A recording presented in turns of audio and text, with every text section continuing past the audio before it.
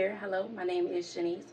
Go ahead and hit that subscribe button and that notification bell so that way you stay notified whenever I upload new videos, and welcome to the family. Today is day 4. I have 2 legs today. The first leg, I'm ending the trip with my original crew, which is from Augusta to DFW.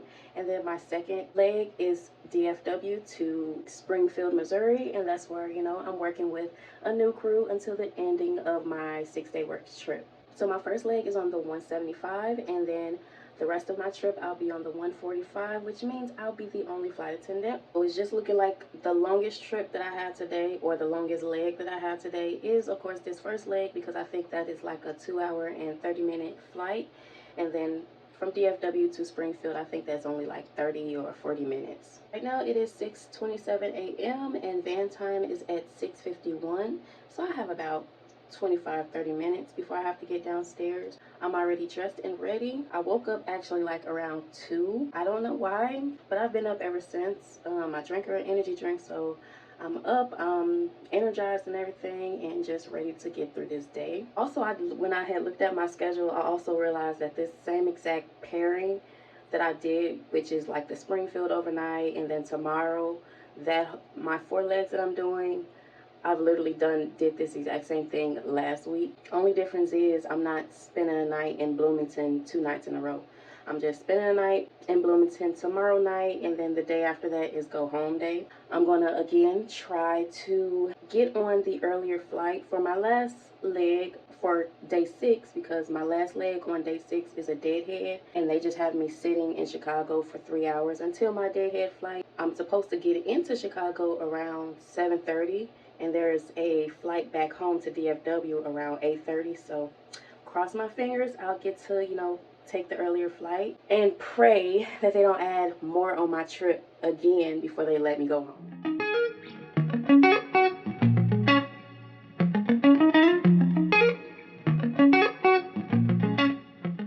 Just made it to flight 2.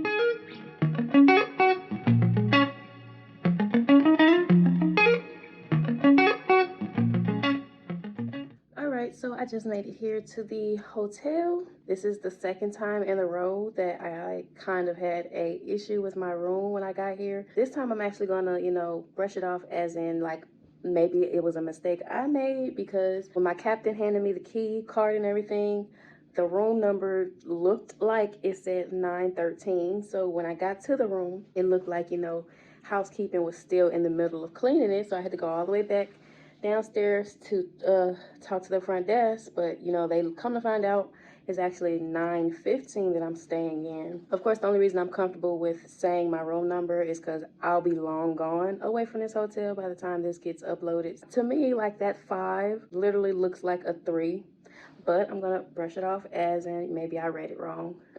I'm finally here at the hotel. I got an 18-hour overnight. My pilots had, invited me out to probably go and get something to eat, but I had to decline because we're on a budget, aka we're broke. We're gonna eat the food that's in our bag. So today I have 4 legs today. It is currently 6:11 a.m. and van time is 6:20 a.m. So I go from Springfield to Chicago, Chicago to Peoria, Peoria back to Chicago, and then from Chicago to Bloomington, and that will be my overnight for tonight. I woke up with a complaint about this room, but yesterday, and like I previously stated in one of my previous videos, every time I come into the hotel room, I always crank the heater up all the way, because I'm a cold person. So while I'm up and about, I like the room to be hot.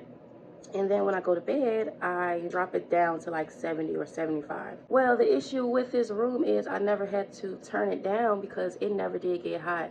I turned it all the way up to 90 and it still felt like 70 in here. So when I had woke up and I went to actually go look at it, because it even felt colder when I had woke up, it was down to 68. It said the room temperature and the temperature set was 68. I never touched it, so I had to crank it back up to 90, which still is not warm in here at all. So they obviously have heater issues. If this was the winter, it would have been miserable in here. So today is a 7-hour duty day, but it should go by quickly, at least to me, because we're not doing a long ground time. Like every time we land, we're basically right back to boarding. All I did yesterday was go to the gym. I of course didn't record because there was other people in there, so obviously, you know, being respectful to them. And then I was just chilling in my room. So let's go to work.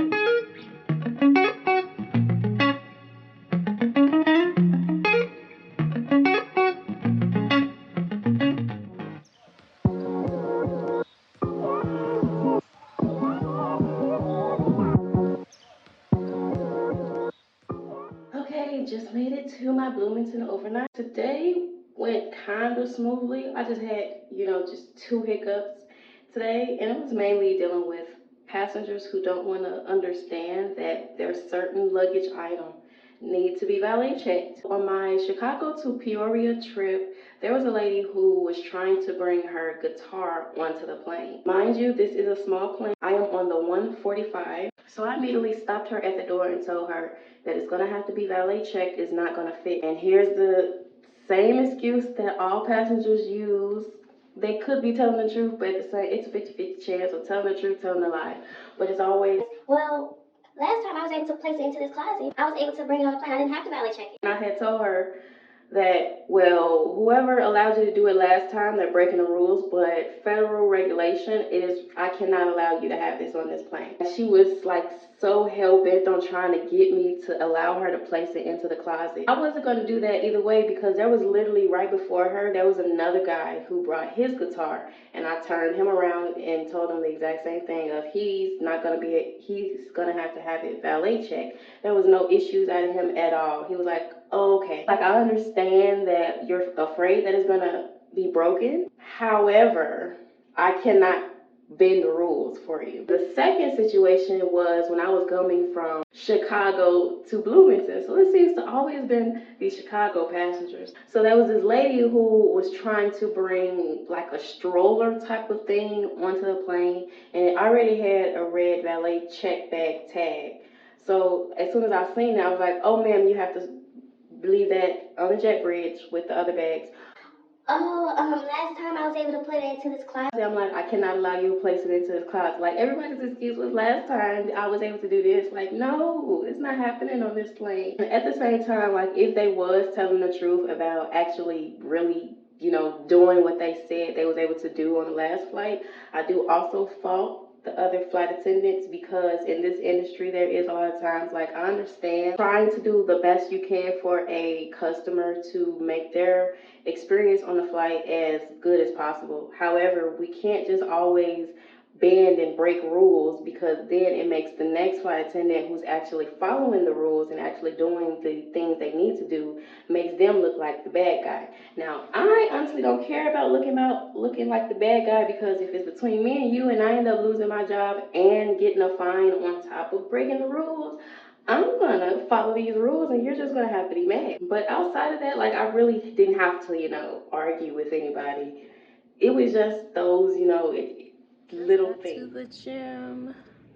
It is go home day. So I just have 2 flights today. Well, as of right now, I just have 2 flights. Bloomington to Chicago, and then Chicago to DFW. My Chicago to DFW is a deadhead, which is, you know, 3 hours after I land.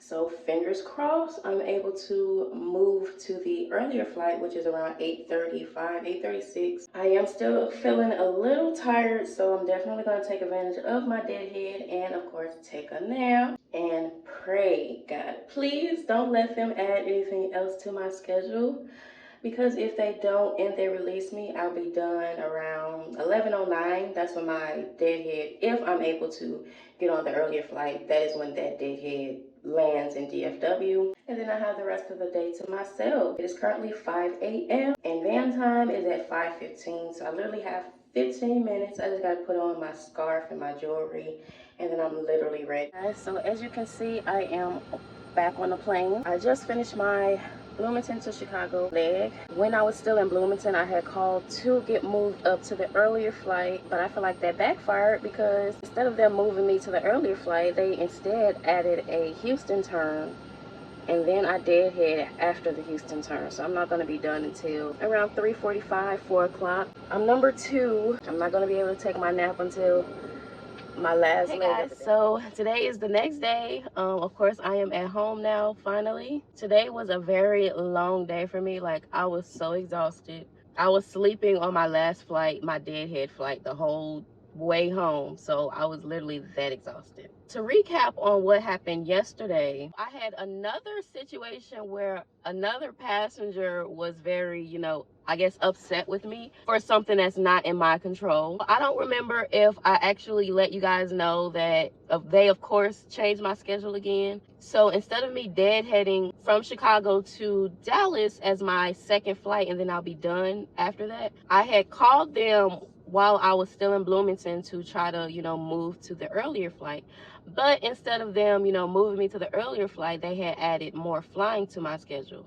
So after Bloomington to Chicago, I had a Houston turn, which was from Chicago to Houston, and then from Houston back to Chicago. And then I was going to deadhead home, and then I was going to be done. Now, I knew I for sure was going to be done because, one, my duty day had already reached 12 hours at that point, and at my company, 16 hours is our cutoff. So if we hit 16 hours, no matter where we're at, we cannot work anymore. So they'll either have to let us stay where we're at or deadhead us home, whatever the case is. But either way, we cannot work anymore past 16 hours. So they had already added a special code onto my schedule to basically, I guess, notify themselves or let themselves know that, hey, this flight attendant, we can't really add any more flying to her schedule or else she'll go illegal. So on my third flight, which was from Houston back to Chicago, I had a passenger who was trying to put his small half-size carry-on suitcase into the overhead bin. But the particular overhead bin that he was trying to put it in, it was not going to fit because there was a lot of other stuff already in that overhead bin. And he was trying to force the bin closed. So I had to hurry up and stop him from trying to force it closed. And I'm steady telling him, like, we can't force it closed. It's not going to fit. And then, like, he moving the wheel around. Oh, the wheel fits. It was the wheel. The wheel wouldn't go in. And I'm looking at the suitcase like, no, half of it is still out. So I'm steady telling him, no, it's not going to fit. It is not going to fit. We cannot force it closed. He goes to find another open space and try to leave his bag in the overhead bin. So I politely, removed the bag, placed it on the floor, waited for him to come and grab it. He came and grabbed it, and he found a overhead bin that didn't have that much stuff in there, so it was able to fit in that overhead bin. So I went back to my position and was waiting for everybody to, finish boarding so that way I could do the weight and balance. His seat was right in the back where I'm at. He was at the very last row. So he's walking up, and I'm not paying him any mind. I'm thinking he's going to his seat.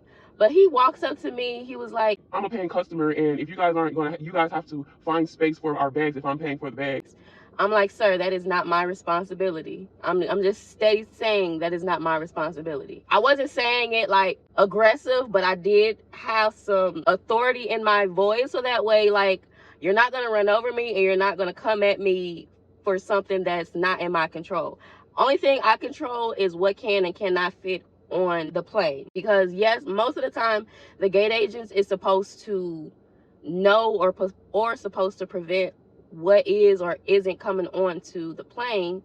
However, sometimes, especially we have new people right now, they don't know, so they basically go ahead and send it down and basically, I guess, test it out to see if it fits or not. That quickly ended. Like, he sat down after I said that is not my responsibility. I also had two people on my Chicago to Houston flight. Two people, that was literally the last two people to walk onto the plane. And I had a feeling that they was going to try to sit into these empty seats that was located again in the back where I am, the last row. I knew that those seats was not assigned to anybody because on our end, on our tablet, our app, we can see, the full list of customers. If we have any specials on board, we can see the actual seats, so we can see what is empty and what isn't empty. So I knew the very last row, there was nobody assigned to those seats. It was empty. And for us, I don't know if it happens with other airlines. I'm pretty sure it does, but I know for sure for us, the gate agents will try to leave the very last rows empty. If it's not a completely full flight, they'll try to leave those rows empty for the flight attendant, so that way once we're done with our service and everything, we can sit down in comfortable seats instead of having to sit in our jump seat all day. Shout out to gate agents who does that. You guys are very much appreciated. Back to the story. So I knew that those seats was empty. So I had a feeling that they was going to try to sit in those seats because they was going to try to put their bags in the 2 overhead bins at the back. The 2 overhead bins in the back is not available to passengers at all. On the left side, the overhead bin on the left side has all of our emergency equipment, so no bags can go up there at all. On the right side is for the flight attendant bags. So once we put our bags in there, it's not available to passengers. Before passengers get on board, we always close those bins. But I do not understand why every time passengers who sits towards the back, when they get on board, they try to open up the bins to see if they can put their stuff in there. Like, if it's closed, that means it's unavailable. So they was about to come try to put their stuff in those bins. I immediately stopped them, told them these are unavailable. You have to go to a bin that is open. So they finally put their bags up. They start walking towards the back. So one of them sat down and I immediately stopped him. I was like, is this your seat? I was surprised he told the truth. He was like, no. I was like, where's your seat? He was like, up there. I'm like, you have to sit at your seat. You have to sit at the seat that's assigned to you. Oh, can I sit here? No, you have to sit at the seat that's assigned to you. You can't just move your seat. So they finally get up and go to their assigned seats. And then while we was in the air on that same exact flight, while we was in the air, there was another guy. After I was walking back to the galley after serving some customers their drinks, I see him move to those seats. And I'm like, sir, you can't just up and move to a seat. You have to ask me if you can move. He was like, oh, I'm so sorry. Can I move to this seat? I'm like, in my head, I'm like, well, you already moved here. So, I mean, but then he was like, I'm just going to sit here for 10 minutes. I have to do something. So I understood that because, okay, if he need to do something, he need the room. Cool. Go ahead. Fine. I just let him sit there. And he was honest. He literally just sat there probably 5 minutes max. He went through his bag, did something, and he went back to his seat. So me and him joked around. He was like, see, I told the truth. I'm back in my seat. I'm like, I believed you. I believed you. Those is honestly my first time having to deal with customers like that. I'm honestly expecting it to happen more often. But that is the end of the video. I will catch you guys in my next video. If you enjoy my videos, like, comment, and subscribe. And I'll catch you guys next time. Bye, guys.